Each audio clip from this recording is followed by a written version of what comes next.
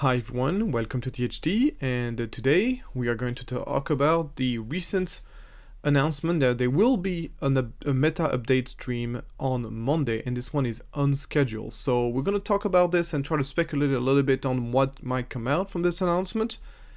This video is sponsored by Card Market, and let's dive into it. So they've added this meta update to be coming up tomorrow, and this was an unscheduled meta update. I mean that it was not planned from the beginning to have this announcement there. And meta updates, they don't always make changes whenever they are making a meta update, but in this particular case, because it was an unscheduled meta update, I think it's fairly unlikely that they will not announce anything significant during that announcement. Obviously, this doesn't necessarily mean that it's going to be a ban. It could be an unban, or it could be anything else related to the meta or related to competitive play. So for me, there's three options: either going to be a ban, an unban, or a change in organized play that will impact the upcoming tournaments. So let's talk about the different possibilities. First of all, a ban. The first card that obviously is on everybody's lips whenever we think about a ban in this meta, it's obviously Fourth Throw. So on this one, Fourth Throw has not proven to be the bane of the meta that a lot of people were expecting it to be before the Galactic Championship. But it still is the most played card in the meta, and banning it would shake the meta very significantly before the sector qualifiers and regional championship that's going to come out at the end of during the mid-October and at the early November. So they might ban Fourth Throw not necessarily because it creates an unhealthy meta, but just because they want to shake the meta a little bit. They want to make the meta a little bit more. They want to change the landscape of the game for the upcoming tournaments, which a lot of people would like. The second argument for Fourth Throw ban, in my opinion, is that while the meta is very healthy, a lot of people have considered Fourth Throw to be a very negative player experience and really not a fun card to play against, especially when people are able to play multiple Fourth Throws in a row. It's a card that can be quite frustrating to play against in some circumstances. So that's pretty much the other major argument in order to ban Fourth Throw. The first one would be it would just create a shake of the meta. But for me, the most compelling argument is to say it's not a card that is fun to play against. Other ban ideas that people have been throwing away is Thorrk in Town. So Thorrk in Town can be very toxic in the early stages of the game. The fact that you almost always want to get second against someone who is able to that plays Thorrk in Town. That creates this very weird early game when both players are passing. Certain units not really playable in this matchup because of Thorrk in Town plus Thorrk in Town. For me, Thorrk in Town is not really the issue, but rather the fact that that there's so many leaders in the game that can just ping things on turn one, and with very easily. Overall, I think that so that's the main argument against Thorrk in Town. The second argument is to say that it's the core component of the most successful deck of the set, which is Quinlan. Obviously, without Thorrk in Town, Quinlan, I wouldn't say doesn't exist. I still think there's a Quinlan deck. You probably will be playing a fourth base instead of... The deck would look very different. But basically, I think that if Thorrk in Town was banned, you would probably see people playing some Quinlan decks with the fourth base instead. And it would be then a very different deck, but it would still be a competitive deck, I think. Could be wrong about that, but that's my instinct. But yeah, it's the core component of one of the most successful deck of the game, so that also is an argument against it. A lot of people have been talking about a Data Vault ban as well, since Data Vault is the card that has dominating the previous meta, the meta of set 4. The card is just simply too good for very little downside. It turns out that getting 3 extra HP just for adding 10 cost to your deck is 100% worth it. Only very few decks would never make that trade-off, and there's an argument to be said that as long as Data Vault exists, there's never ever going to be any reason to believe 30 HP base. There's some nuances to this. I think there's a few decks that still prefer to play the regular 30 HP base, and there's also an argument to be made that as combo decks start appearing in the game, Data Vault might see a little bit less play because those decks really rely on specific cards to win the game. The other argument is that FFG might just be afraid that we're gonna go back to a set 4 meta if they decide to ban 4th Throw. So they might combine the ban of 4th Throw with a ban of Data Vaults just so we avoid returning to just the set 4 meta. I don't necessarily think that's going to be the case because even though 4th Throw is a very important force in that obviously 4th decks are very important, there's also a lot of other cards that having a strong impact on the game that are not related to the force.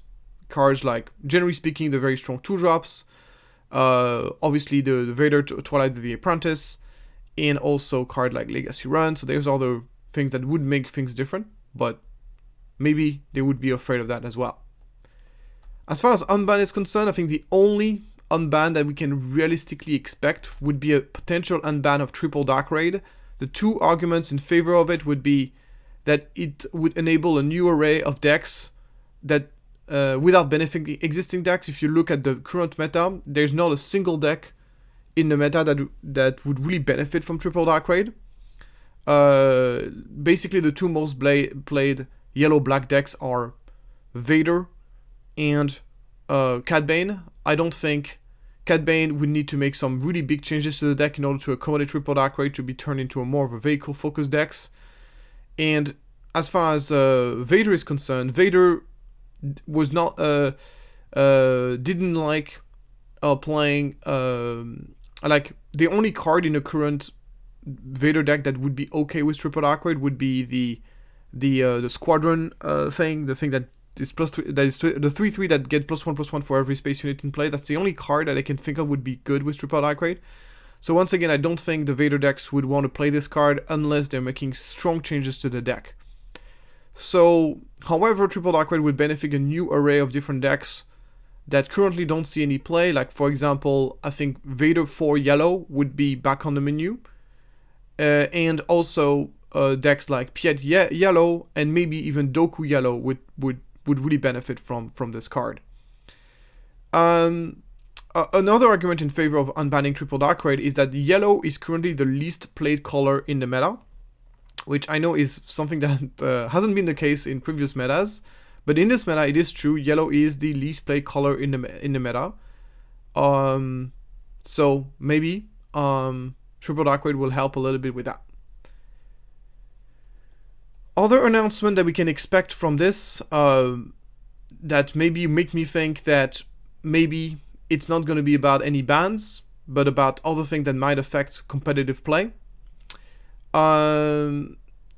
Like, something that boggles me a little bit about this timing of announcement is that it's obviously something that they're putting sort of like an emergency, and the situation of the meta has not really changed so much since after the Galactic Championship. So my instinct is if they wanted to ban 4th Throw and stuff, maybe they should have done it like a couple of months ago in the first announcement. And since then, there hasn't been any major changes to the meta that would make you want to make an emergency ban like this, because this is sort of an unscheduled ban. It's, if it bans happen, it would just be kind of like a little bit out of nowhere, because the meta, as I said, has not really changed. And if you think about it, what are the recent events in Star Wars Unlimited community that has happened that would grant a reaction from Fantasy Flight game? And to me, the immediate answer I have to this is obviously the controversy surrounding the spots for the regional championships and sector qualifiers. So if you haven't followed, I don't know what is the situation for the US one, but in Europe, the Munich sector qualifiers has been sold out in less than an hour, and as a result, which is completely unheard of, because it's a 512 player tournament, it's completely unheard of in the history of Star Wars Unlimited. Even the Galactic Championship took months to sell out, and I don't think any other event has ever sold out and therefore the majority of the competitive players did not really expect things to sell out so quickly, and as a result, there's a lot of players who didn't manage to get a spot for the event.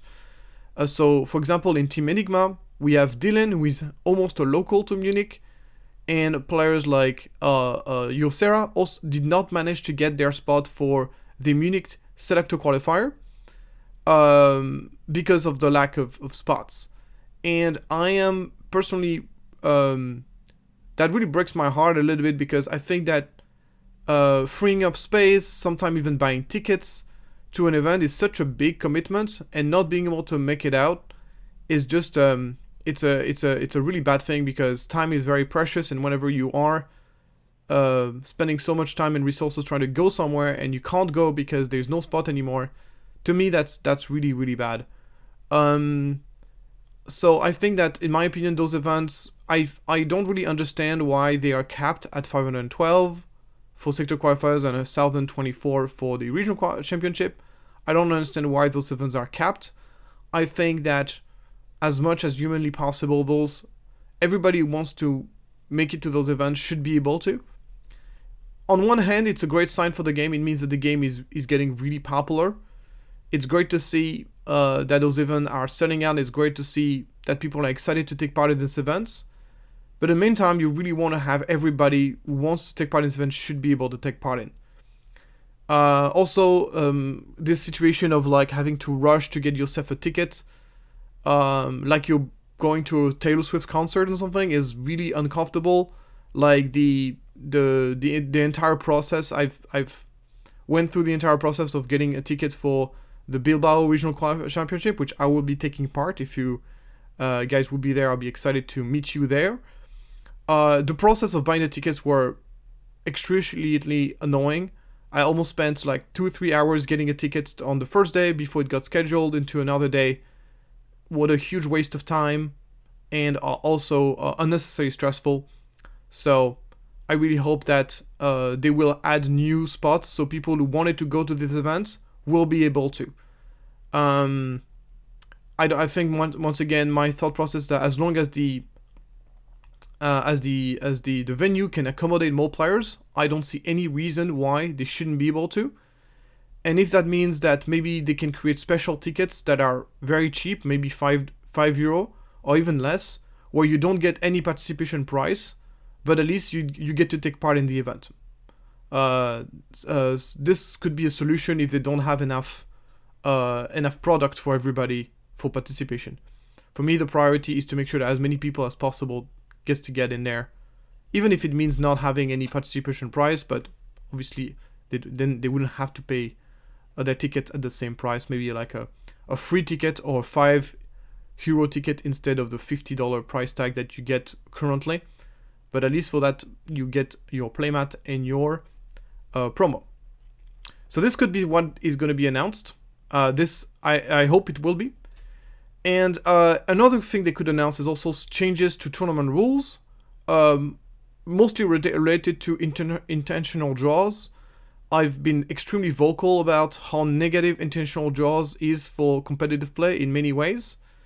So I get a little bit more in details when we go to my opinion. But this could be another thing they could announce. So now, what is my personal opinion on this? First of all, the thing I want to say is that my opinion on the bans is the exact same as the one in my previous video when I talk about the fourth row ban. So if you want to get more details on what I think about this, you can get back to this video. My opinion on this has not changed. Maybe I'm leaning a little bit more towards not a ban, because now we've seen the meta being super healthy moving forward. Needless to say, I don't think a ban is necessary at all. And I find it's a little bit surprising that they're pulling out, that they would pull out an unscheduled announcement for a ban, which would be kind of something like an emergency ban for something that isn't really a problem, at least not an emergency, I would say. So I found it a bit surprising, and let me explain myself a little bit more. First of all, in terms of player perception, the major argument, as I said, in favor of fourth row ban is the fact that people don't like playing against it. That's a fine argument, but now I would really refrain from hearing too much like a very vocal minority. I am someone who's been, I mean, obviously the community leader of the Enigma community. I'm also I have my own YouTube channel, and I interact with many players on my YouTube. And honestly, since the meta has been so good, I've seen very few people complaining about fourth throw. The complaints about fourth throw have been very small. And even though there's still a very loud minority who are complaining about fourth throw, I tend to always say, don't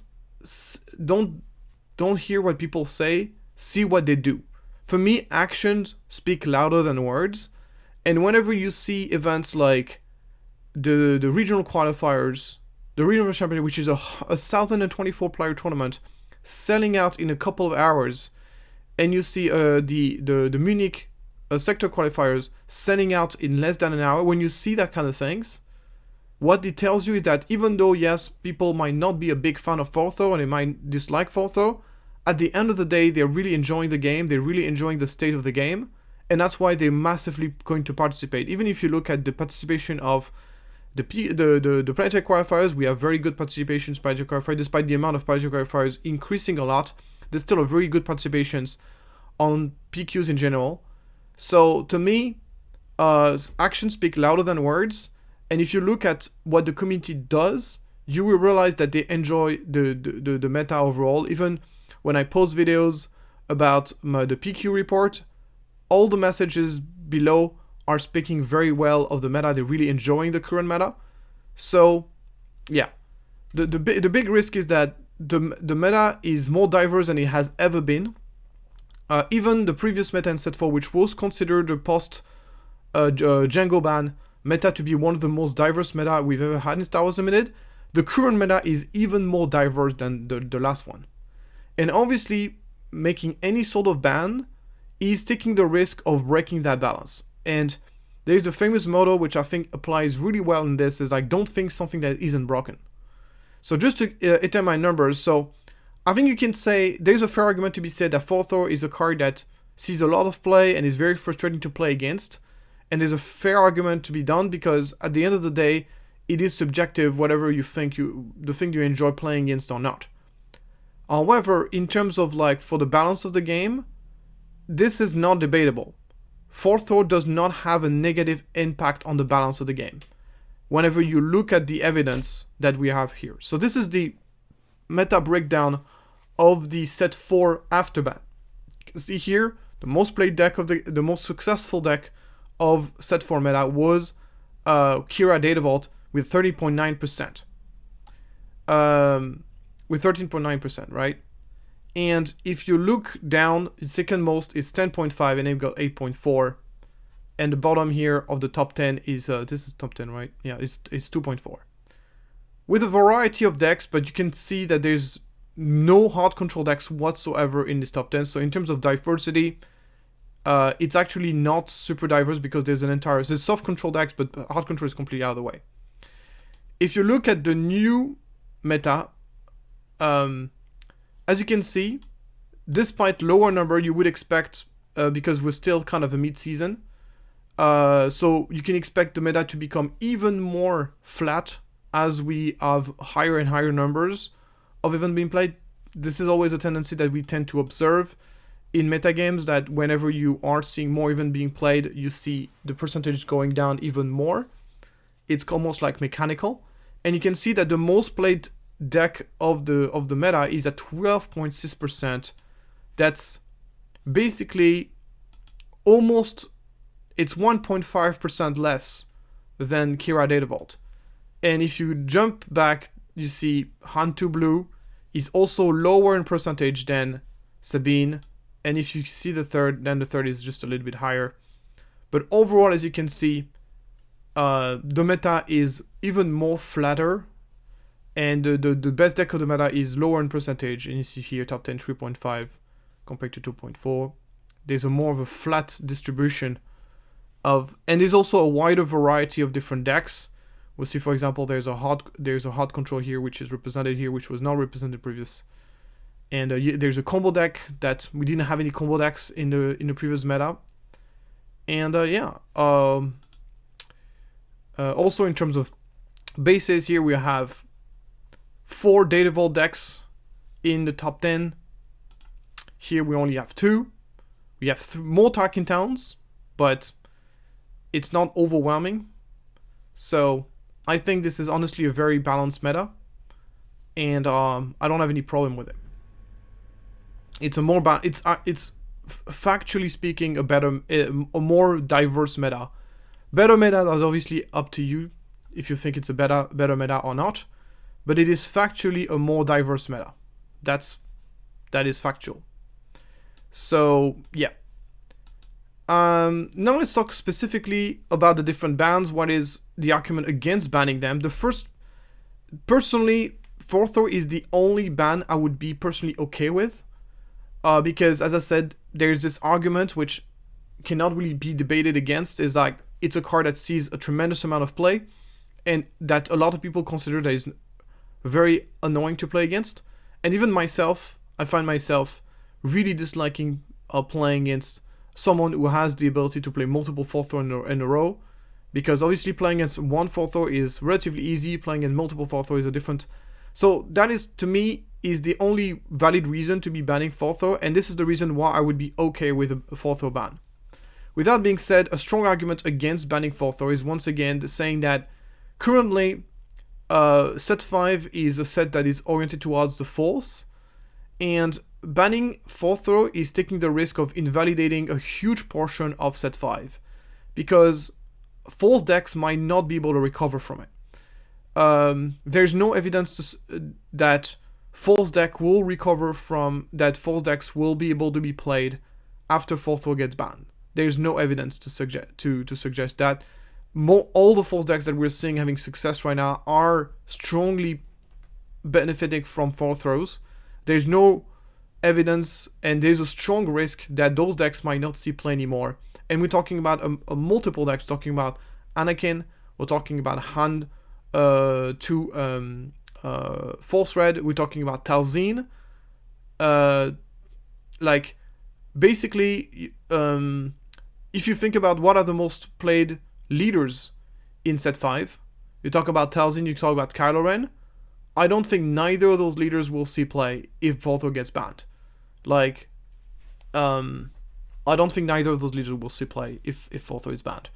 Thorrk ECR might still see some play, but I still think Kira is going to be the better leader, because right now Kira gets really hard countered by Thorrk, but with Thorrk being banned, I think Kira is going to be a better leader than maybe I'm going a little bit too far in my speculation there, but I think there's a strong risk. I'm not saying it's automatically going to be the case. There might be new Force decks emerging, but there's a strong risk of rendering the majority of Thorrk ban useless, basically, by banning Thorrk. And that's, I think, is a very big risk and something that is not a great thing for the game. About Tarkin Town, right now there's only 2 decks that are running the actually there's 3 decks, correction on this one. There's 3 decks that are running the card right now, but I think the only decks among those 3 decks that deserve a nerf is Quinlan. And even that is debatable, because as you said, it still has occupy a percentage of the meta which is pretty healthy in my opinion, like around the 12% mark. And if we really want to nerf Quinlan, in my opinion, I would rather ban Thorrk rather than just I think if what you want is nerfing Quinlan, I think I would just rather ban Thorrk, because to me that's the most problematic aspect of the deck. And Quinlan is by far, by the way, the deck that relies the most on Thorrk. Han 2 ECL relies on Han 2 Blue Force, relies also on Thorrk, but it doesn't rely on as much. Really, Quinlan is the one that relies the most on Thorrk, because Quinlan has this entire discard with Ahsoka, the ability to discard with Ahsoka, ability to discard with Pillage, which it does plays quite a bit more. That does make Thorrk a lot stronger. Also sometimes discard as well with Spark of Rebellion. So it has this discard plan that the Han 2 Blue Force do not play as much. that also really helps in terms of restricting and making 4th more powerful and more difficult to play around. About the unban of Triple Dark Raid, I would have been, once again, I've said it before that I was in favor of a ban of Triple Dark Raid, assuming nothing in set 6 will get printed that would basically put this card over the edge. And unfortunately, with the preview of Fulminatrix, I don't think that's no longer the case. I think Fulminatrix is incredibly insane with Triple Dark Raid. And I think the consistency of being able to play both Fulminatrix and Devastator in the same deck with Triple Dark Raid will make Triple Dark Raid so incredibly consistent. So basically think about going on Triple Dark Raid whenever you are going at 6 resources, but now you are almost guaranteed to hit either Fulminatrix or Devastator. To me, that's really insane. So I think it is very risky to ban Triple Dark Raid in this circumstance, knowing that you're probably going to have to ban it again just the set after. So Triple Dark Raid unlikely to get unbanned because of that. So overall, what am I expecting? So overall, my philosophy about bans and unban is like, unless a card has been dominating for too long, I'm against banning a card simply because it is too strong in a vacuum. Because if you use that argument, right, and you say, okay, every card that is too strong should be banned, first of all, what constitutes too strong becomes a little bit of a fuzzy notion, because if the card is too strong but the meta is super diverse, then maybe it's not, the reality does not necessarily back up your impression. Because a card might be too strong, but if people are able to play against it and we are able to get a very diverse meta as a result of it, that's, to me, that doesn't constitute an issue by itself. And once again, there's an exception to this, like if the card has been, for example, if Fortho had been dominating the meta for a year or 6 months, a little bit similar to, I think one of the big arguments in favor of banning Bobo 1 was not only that it was too strong, but also that it's been too strong for too long. It was just too long, and sometimes you want to shake the meta. And I understand that Fortho is kind of in the same situation, but it has only been really powerful since set 5, so basically 2 months. So is it really like something that I think should be like, is it really already that people are so sick of it?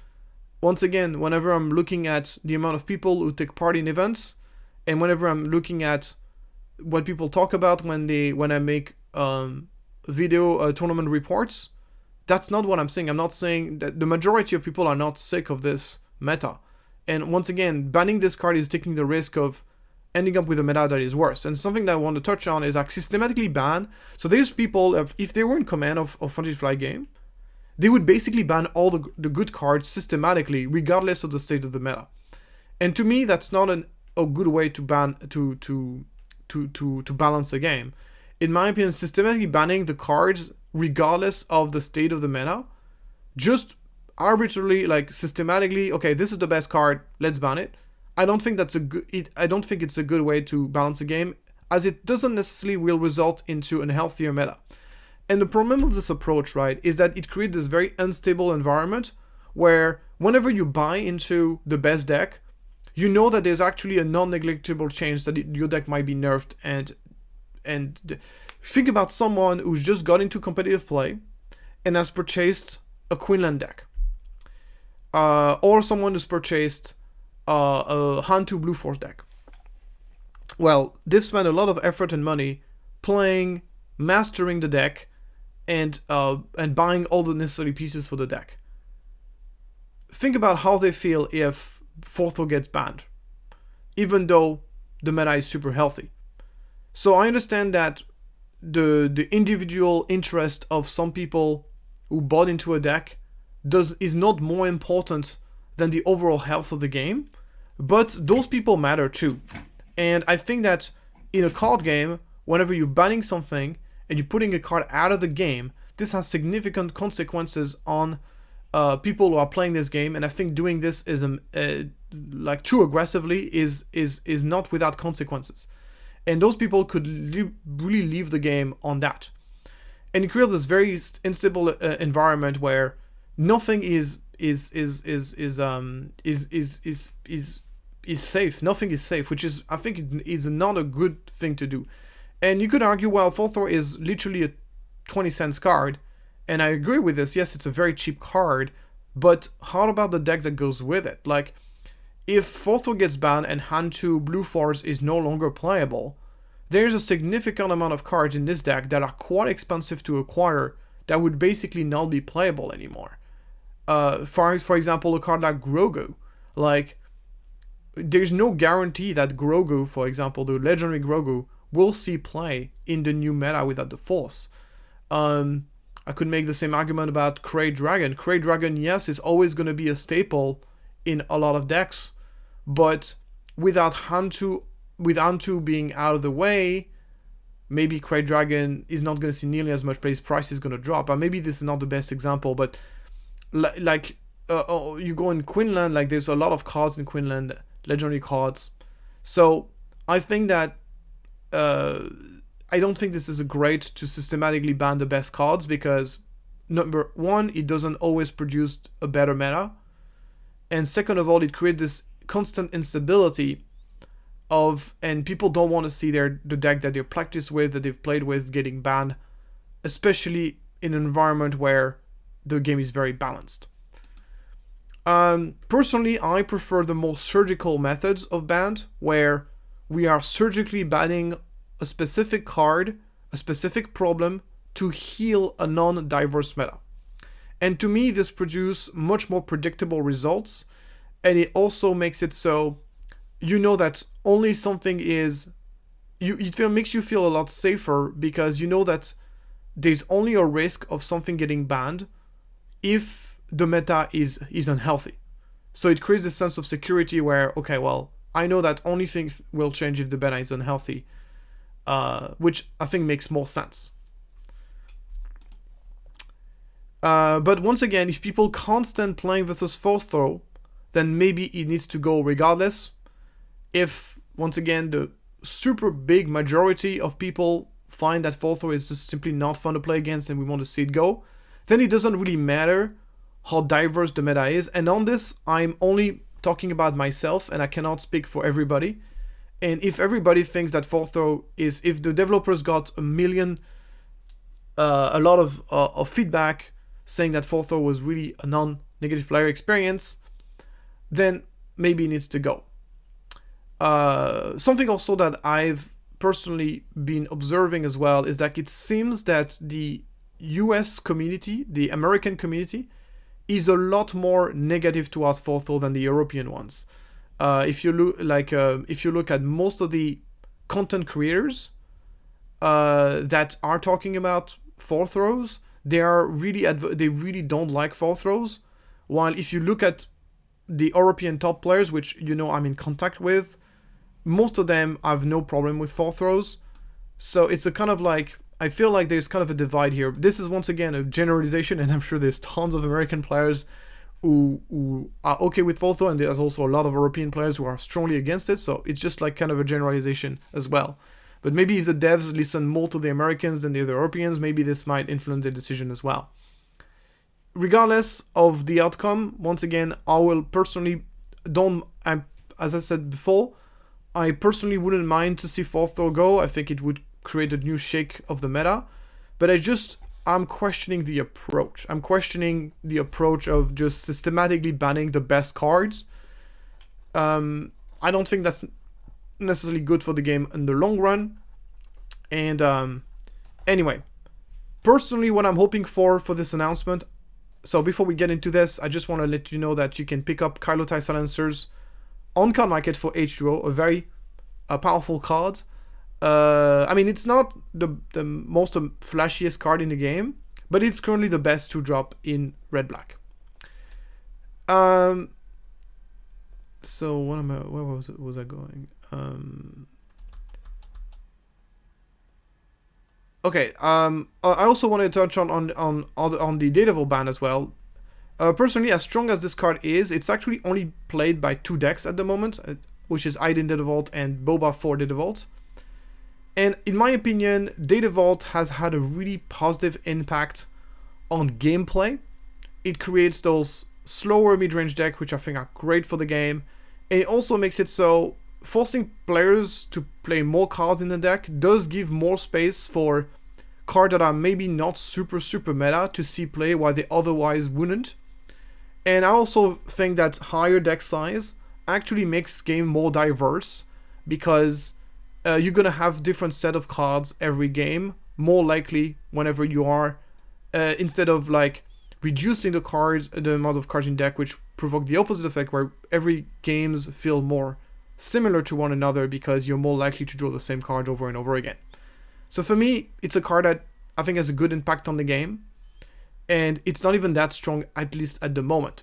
Once again, the argument of banning Data Vault would be in combination with a 4th ban to prevent it from going back to set 4, but even then, I don't think I would be against a ban of Data Vault. Okay, so moving on to personally what I'm personally... So as I said about a ban, the only ban I would be, just to summarize, I would be okay with a ban, but only of if it was 4th row. And that's... But I personally, if it was me, I wouldn't make any changes as far as ban and unban is concerned. However, something that I'm really truly hoping for from this announcement, I'm hoping that I'm hoping that okay, no, sorry, we're talking about the meta. Yeah, so 3 little things here. It's like the second. So first of all, my opinion since my last video has not changed. Okay, so the second thing as well is that judging by the attendance in events,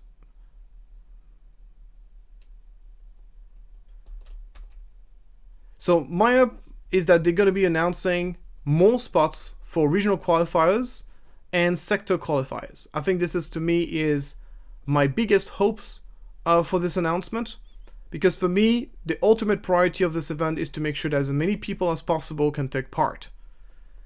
Also, I would love to have some sort of things being done about intentional draws, either intentional draws to be removed, or at least have some sort of rule to disincentivize them. So what do I mean by this? So I've talked about this many times in the past, but I'm going to try to reiterate once more. I think that draws overall are really bad. As long as draw exists, intentional draw will exist. So to me, the solution to this, without having to come back to the old ways of making draws count as losses, which I think was also very bad for completely different reasons, I would think that we should aim to make a game that has no more draws. And for this, there's a very simple way to do this, is simply to apply the top 8 tiebreaker rules to Swiss game. So most damage by the game end, the healthiest base wins, and if same base, who has an initiative wins. And I think it would solve, so no more draws, would just play the game until the end. And it would change the game, for sure, but I think it would change the game for the better. Not going to get into too much details into this because it's not the goal of the video, but this is one of the ways you could make changes to intentional draws. Another thing that would really help with intentional draws is to give more incentive to place high before top cuts. Something that I've observed in tournaments and I've experienced for myself is that placing high before top cut basically doesn't matter. What matters is making to top 8. The only advantage that you get from being basically in the top 4 instead of the top 8 is that you get to have initiative on your top 8 game, which in Star Wars Limited we know that having initiative is very, very low impact, and especially in a meta where Quinlan is everywhere, and you know that having initiative against Quinlan is completely pointless. You're always gonna let your opponent place first. So it's to me the initiative is not enough of an incentive to place high before top cut. I think there should be some other incentives. So maybe you should score extra points, the tournament like points towards your qualification towards Galactic Championship if you place high. Maybe you should have other things, like you can choose which matchup you're playing against in top 8, like some other advantages, because as it stands, there's no incentive at all to place high, and that results into I'm just gonna intentional draw into my way into top 8, sometimes double intentional draw into my way into top 8. Like we're seeing tournaments on a regular basis where there's a 6-round tournament, and out of those 6 games of Swiss, 2 of them are being drawn, which are the 2 hardest games. So it creates those very bad situations where if you start a tournament and you are unlucky with your matchup or you get very bad luck, if you get 2 losses early in the tournament, you're basically out. There's no way for you to come back, which is unfair because sometimes you don't always decide in which order you're going to get players. And if you get really, really tough opponent right from the get-go, it's really bad. And you can have the other way around where you get players who get really easy matchup or play against really not really tough opponents, get themselves their 4 wins and they get double draws and they can get their double draw into top 8. I think that's ridiculous. And I think that there should be some sort of incentive. If we're going to keep intentional draw, if we're not going to apply the no more draw rule, at least there should be some incentives to place high before top cuts. So I'm hoping that there will be changes done to this. My hopes are, obviously, I don't see this happening because this is supposed to be a meta update, not an OP update. But this is something I would love to see as well. Anyway, thank you for watching this video. Let me know in the comments below what you think is going to happen and what you hope is going to happen during this upcoming announcement. I would love to hear it, and let me know if you agree or disagree with anything I said in this video. I'll see you next time.